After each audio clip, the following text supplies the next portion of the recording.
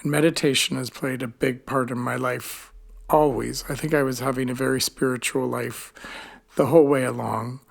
I just didn't really understand until later in life that the spiritual experiences I was having were actually valid, true, and real.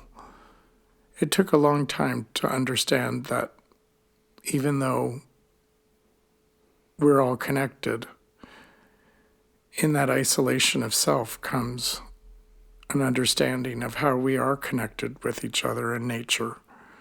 Color has always been the language that I spoke, and that was what was interesting about coming to the heaven paintings, is that they're really the absence of color and just working on form and the diaphanous veils that reveal themselves when we meditate.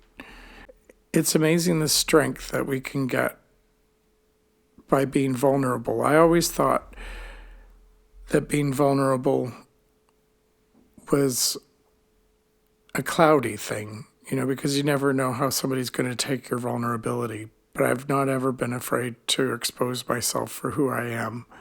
And as an artist over the years, I've realized that if I thought early in my career I had found my best work, possibly I had found feelings that I could revisit through my work again or through looking at other artists' work.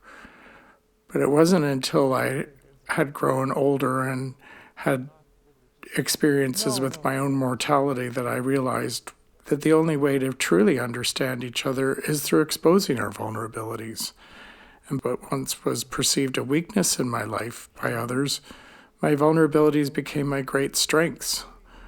When it comes to the art world, I think it's so important to not give up and realize that it's a lifelong journey, that we can have creative successes early in our life and they are rapturous, and it's wonderful to be acknowledged for work we do basically when we're on our own. Yet over time, one realizes that the work is less about the self and it's about painting our times. I think the most important artwork depicts its times. Often, some of the greatest innovations come when we're sitting on our own, just working quietly with a paintbrush or sculpting. Art comes in so many different forms these days. There's video art, like we're doing right now, or there's the classical painting and drawing, which I love so much. None is better than the other. It's all about connection. Nationally, we have so much to celebrate. I believe that Canadian artists have a unique gift to give to the world, and that's an essential gift right now with the upheaval and changes we've seen all over the world. There's a great consistency that comes from the land here, and from the trees, and from the people, from the society, from the communities that are built. Canadians know how to get along and to survive together. I truly believe that thinkers come from Canada. It's a very contemplative nation. It's the weather, it's the changing of the seasons that demand one to be in rhythm with nature. It's very easy to get involved in a digital world. Yet the power of the weather in Canada dictates that we have to submit to Mother Nature in a very different way. And in the word spiritual is the word ritual.